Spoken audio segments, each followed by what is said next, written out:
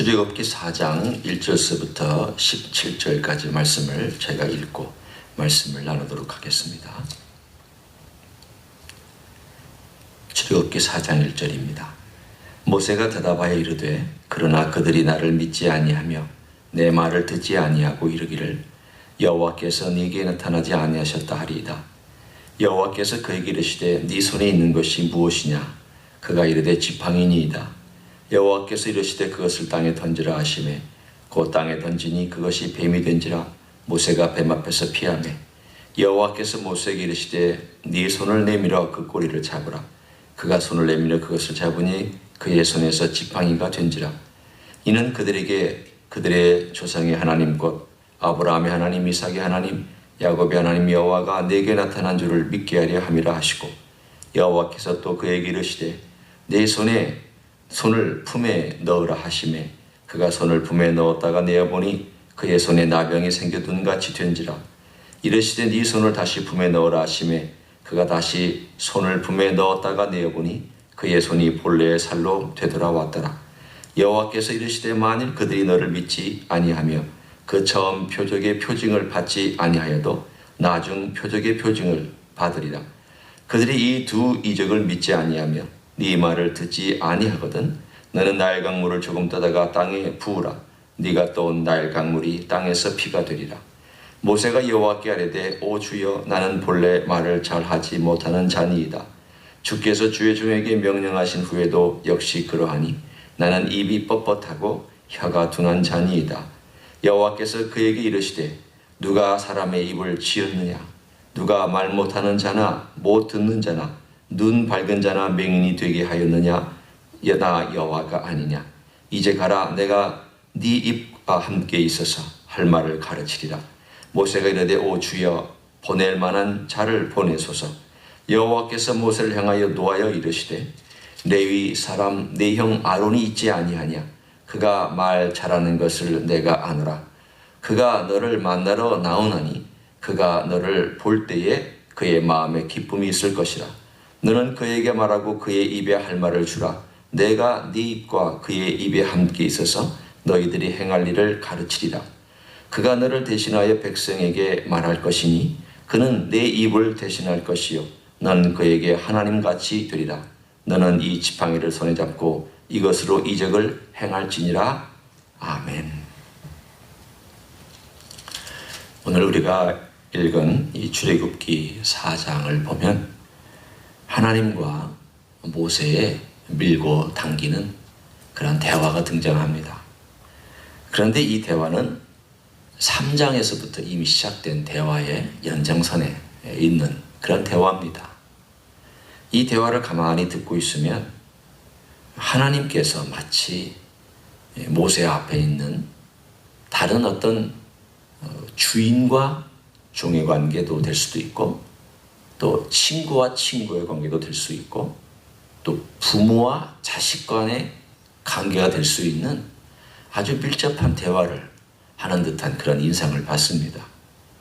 이 4장에 나와 있는 이 대화가 무려 5번이나 하나님이 가라, 내가 너를 보낸다. 모세는 안 됩니다. 하나님 저 말고 다른 사람 없습니까? 라고 하는 이런 투의 밀고 당기는 대화가 시작되고 진행되고 그리고 마지막에 5번이 돼야 모세가 그 대사에 설득을 당합니다. 먼저 모세가 어떻게 변명하고 있고 또 빠져나가려고 하는지 또는 확신이 없어서 이 일을 내가 해야 하는가에 대한 질문을 하는 내용을 우리가 3장부터 간단하게 한번 살펴봅니다. 3장 11절에 보면 모세가 하나님 내가 누굽니까? 요즘 쓰는 우리말로 얘기하면 I'm nobody. 나는 아무도 아닙니다. 그렇게 변명을 하지 하나님께서 내가 너와 함께한다. 네가 중요한 게 아니라 내가 함께하는 것이 중요하다.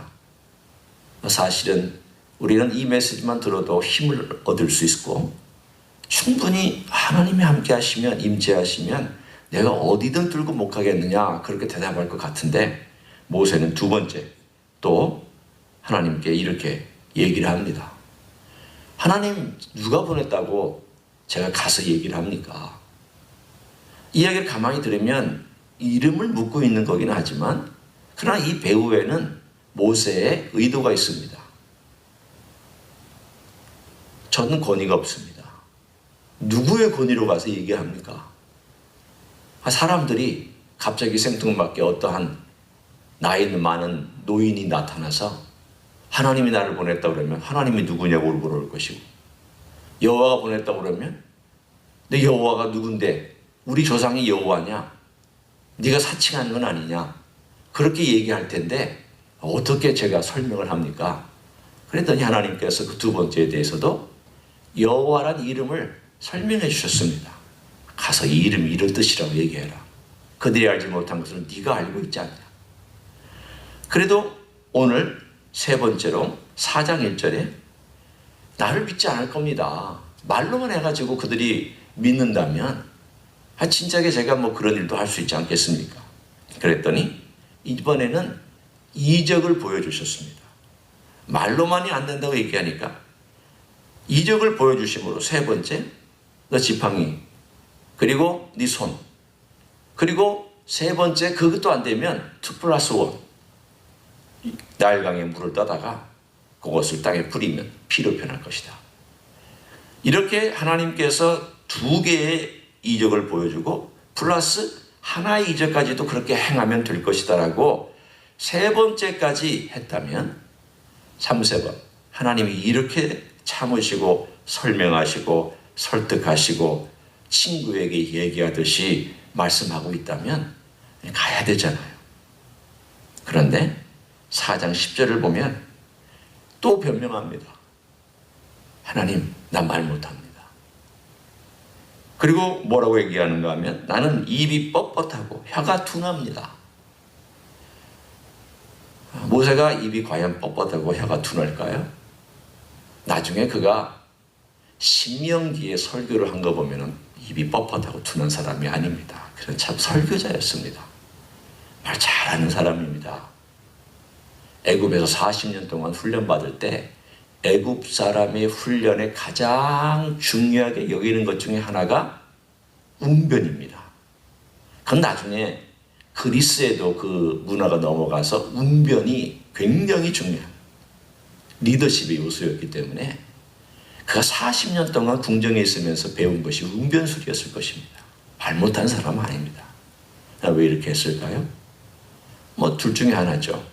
40년 동안 광야에서 양들하고 보냈기 때문에 말을 못하게 됐든지, 일반적인 인간의 대화를 얘기하는 것이 아니라 사람들 전체를 통솔하는 어떤 말, 아마도 그런 것을 의미했을 것입니다.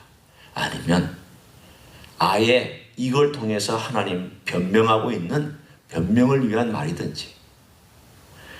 그러자 하나님께서 이 네 번째에 그가 빠져나가려고 하는 것에 대하여 하나님이 노하셨다라고 되어 있습니다. 그 결국은 네 번째에 대하여 한 번만 정합니다. 내가 함께 있겠다. 함께 있겠다. 내가 내 입이 되어서 함께 있겠다. 여기까지는 하나님이 노하시지 않았고, 다섯 번째, 그랬더니 모세가 말하기를 보낼 만한 자를 보내달라고. 나 못한다고. 그렇게 말씀하셨을 때에 하나님이 노하셨습니다. 오늘 이렇게 1년에 5번의 사건을 보면서 우리는 모세의 측면도 봅니다. 모세가 40년 동안 모래바람에 사갔구나. 한편으로는 정말 낮아졌구나. 또 한편으로는 자신감이 잃었구나. 한편으로는 이제 정말 무언가를 하려는 그런 하나님의 일을 나는 할 수 있다고 하는 그러한 능력과 모든 것들을 그는 다 잃었구나. 한편으로는 다 사그라졌구나. 그런데 한편으로 하나님께서 그러한 모세에게 완전히 사그라지고 완전히 밑바닥에 내려온 그러한 모세에게 내가 행할 수 있다라고 계속 내가 너와 함께한다. 내가 너와 행할 수 있다. 내가 이 기적을 행하는 자다. 지팡이, 입술, 하나님이 동원할 수 있는 모세가 근방에 가지고 있었던 모든 것들을 다 동원해서 하나님이 설명해 주고 계셨습니다. 이것을 보면 하나님께서, 저는 두 가지의 모습을 봅니다. 하나님께서 모세와 함께 이렇게 밀고 당기는 과정을 통해서 하나님이 얼마나 모세를 선택했는가, 그리고 모세를 다루고 있는가, 심지어는 나중에 노하셨다라고 하는 것조차도 우리가 흔히 얘기하는 하나님의 어떤 진노의 표현이 아니라 하나님께서 모세에 대하여서 쓰시고자 할 때에 모세를 설득하는 과정에서 쓰셨던 하나님의 노함이 아니었는가. 마치 부모가 조그마한 어린아이가 잘 이해하지 못하고 또는 어떤 것에 대하여서 시간이 걸리고 반복해서 설명하다가 조금 그렇게 하면 안 돼?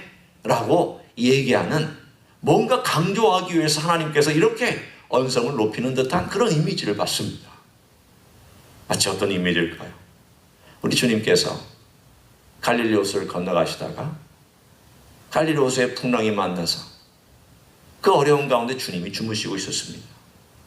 주님이 주무시고 있는데 제 아들 난리법석을 쳤죠. 불을 퍼내느니, 키를 잡고 배를 안전하게 하느니, 그리고 모든 것을 하느니 하면서 말이죠. 그리고 그때에 한 사람이 주님을 깨웠습니다. 주님이 일어나셨습니다. 주님이 일어나셔서 먼저 바람과 파도를 잔잔하게 하신 다음 제자들에게 하신 말씀이 있습니다. 너희가 왜 이렇게 난리법석 했느냐? 왜 이렇게 믿음이 없느냐? 그때에 주님께서 하신 내용이 꾸중하심입니다. 주님은 그때에 바람과 파도, 자연을 꾸중하셨고 그리고 제자들을 꾸중하셨습니다. 그럼 주님께서 제자들을 꾸중하셨을 때에 그 꾸중이 어떤 것일까요? 일종의 오늘 본문의 4장에 하나님께서 4장 14절에 여호와께서 모세를 향하여 노하여 이르시되 라고 하는 바로 그 부분입니다. 만약 하나님께서 정말 진노하셨다면 말씀하시지 않았을 겁니다. 그런데 하나님께서 일종의 모세에게 꾸중하시는 내용입니다. 모세야, 너 정말 내가 너와 함께 한다는 것을 알지 못하느냐? 내가 정 그렇다면 네 형을 너에게 붙여줄 것이다. 결국은 하나님께서는 모세가 얘기하는 모든 내용에 대하여 다 설명해주고 거기다 다 답을 달아주셨습니다.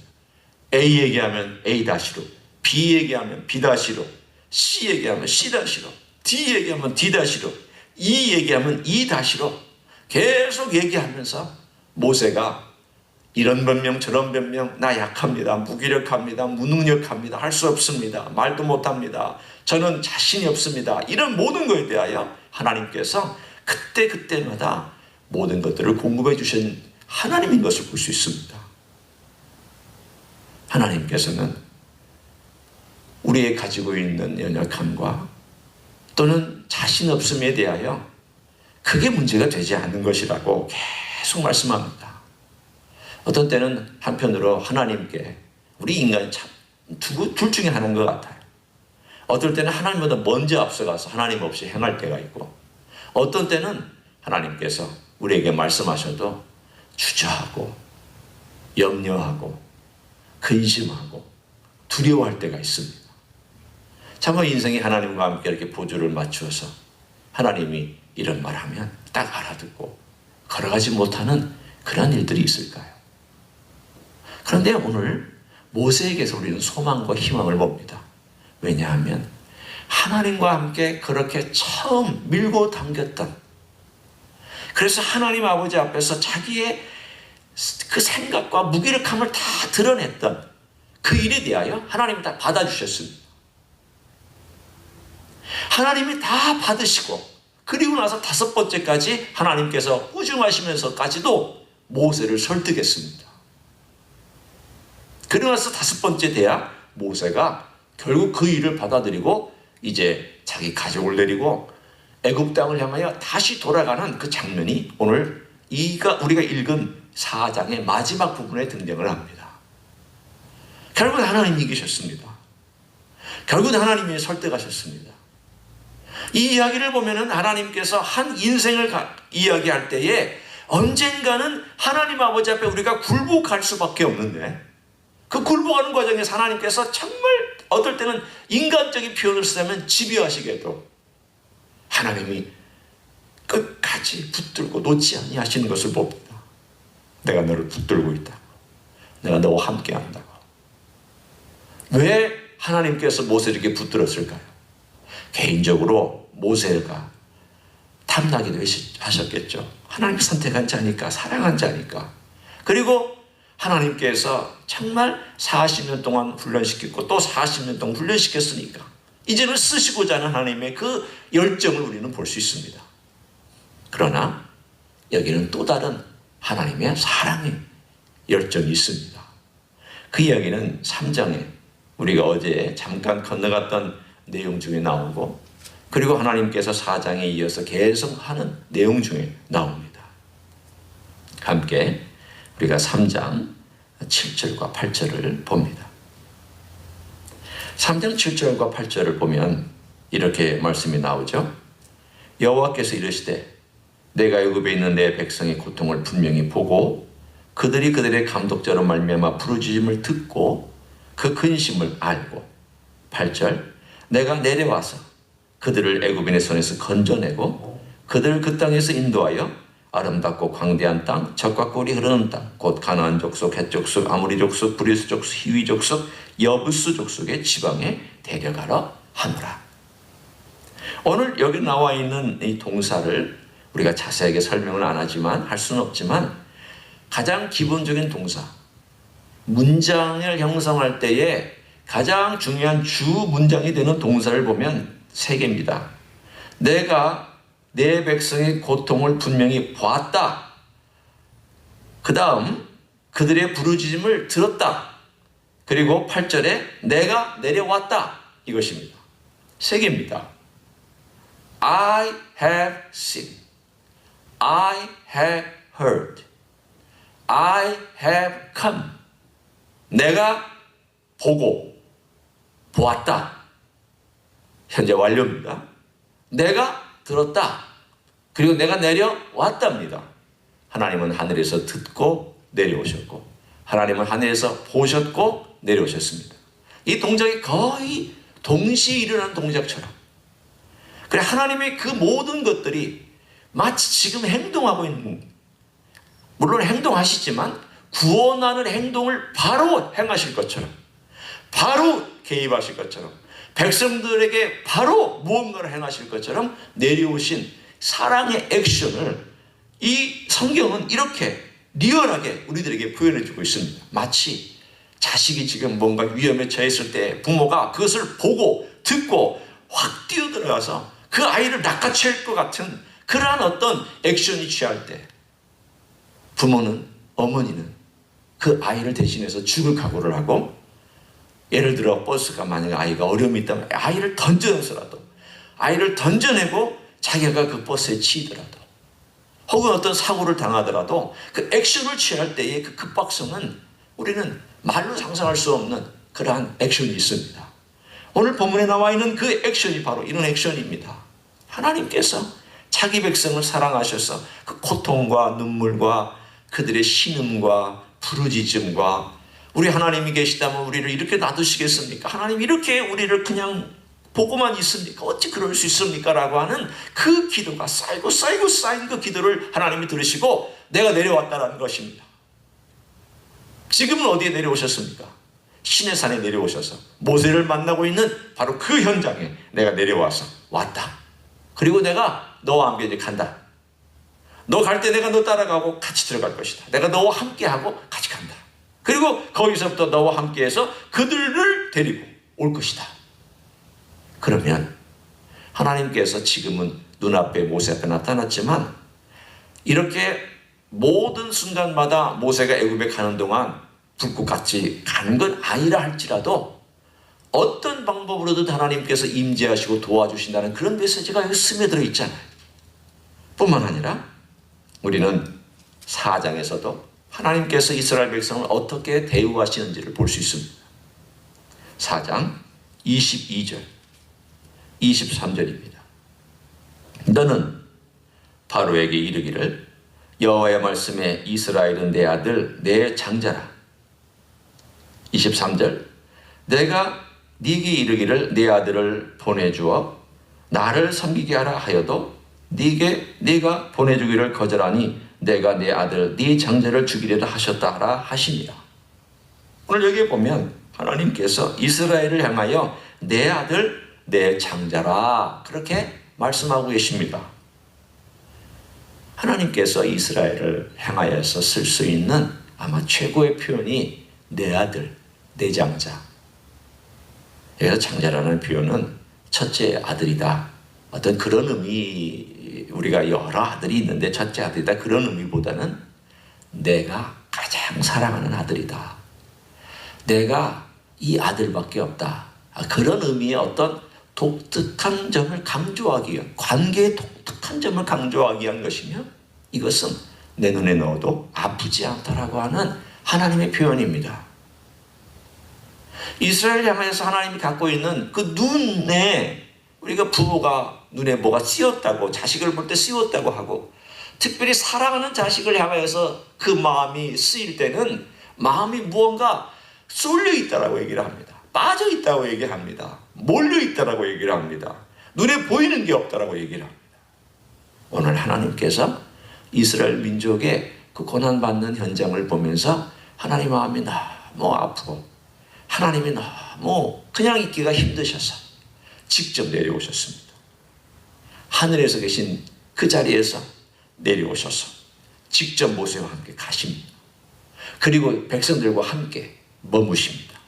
그리고 재앙을 내리시면서 바로엘에게 내 백성 내놔라, 내 백성을 내가 데리고 가겠다, 그들이 이곳에 와서 나를 예배하게 하겠다라고 하는 그 일을 하나님께서 모세를 통하여 그리고 아론을 통하여 그 입에 입술을 주시면서 하나님이 말씀하시고자 하는 것을 모세를 통하여 말씀하시고 아론을 통하여 말씀하시면서 그들이 보게 하고 백성이 보게 하고, 그래서 그들이 하나님의 아들인 것을, 결국은 내 장자인 것을, 그들의 장자를 침으로 하나님의 장자는 바로 이스라엘인 것을 내가 제국에게, 그 애굽 제국에 알려주겠다.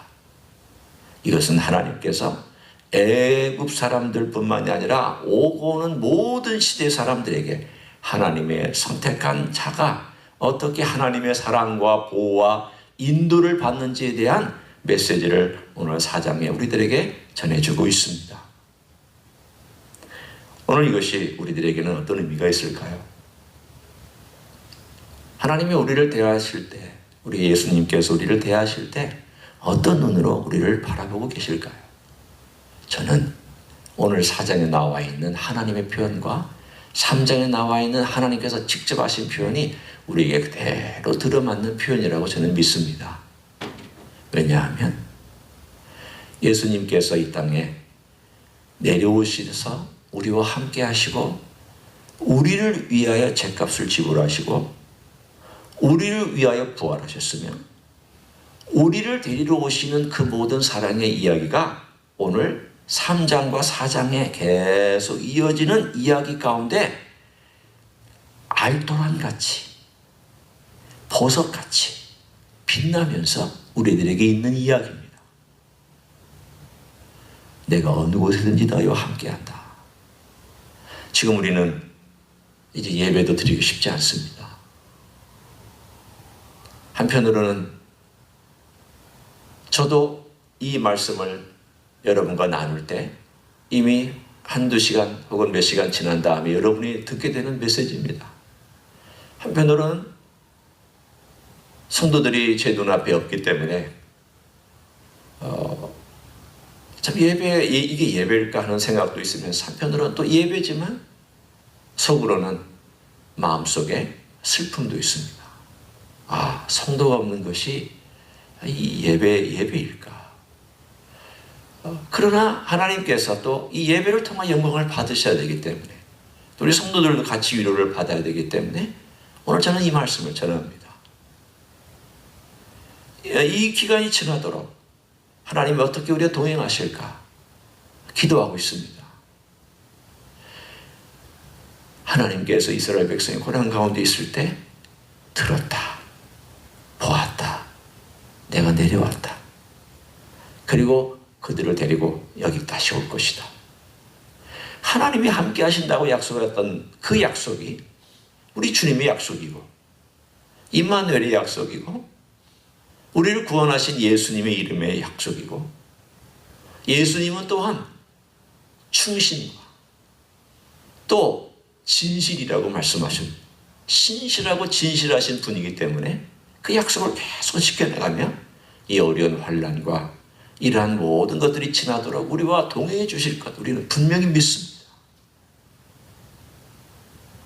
눈에 보이지 않는 주님이지만 주님이 우리 가정 속에 내가 집에 머무는 동안 밖에 나가는 것도 이제는 쉽지 않고 가장 필요한 것만 사러 나갈 때 잠깐 나갔다도 빨리 들어와야 되는 이런 어려운 상황 속에서 믿음을 잃지 않고 오히려 주님과 함께 동행하는 그런 삶이 되기를 원합니다.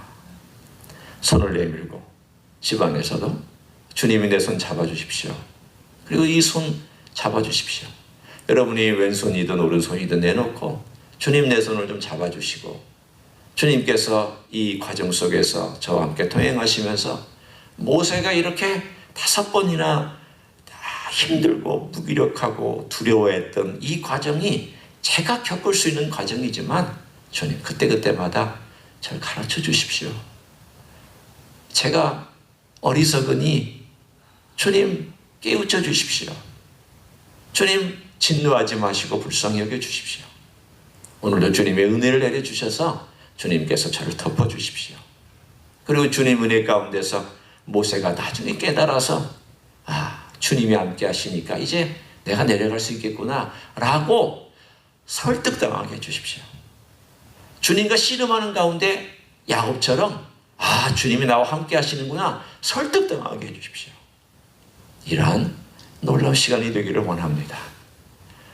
이 시간을 저는 이렇게 정의하고 싶습니다. 씨름하는 시간이다.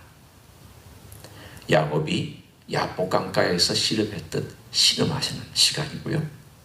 모세가 호렙산에서 하나님과 씨름했듯이 씨름하는 시간입니다. 이 씨름하는 시간은 하나님께서 야곱에게 붙잡히셨듯이 스스로 붙잡혀 주셨듯이 그리고 하나님께서 오늘 호렙산에서 모세에게 붙잡혀 주셨듯이 왜냐하면 계속 대답해 주시잖아요. 밀당하시면서 대답해 주시잖아요. 붙잡혀 주신 것처럼 하나님께서 여러분이 붙잡고 있는 것이 아니라 하나님이 여러분을 붙잡혀 계시는 것처럼 이 과정 내에서 하나님의 임재와 능력을 경험하는 여러분 되시기를 우리 주 예수 그리스도 이름으로 간절히 축원합니다. 기도하시겠습니다.